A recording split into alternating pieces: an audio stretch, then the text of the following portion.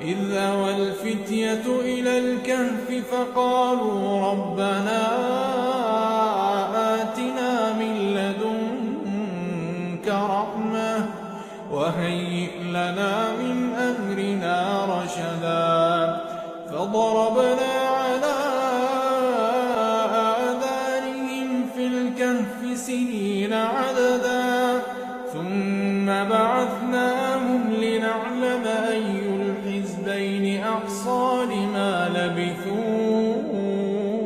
أمدا نحن نقص عليك نبأهم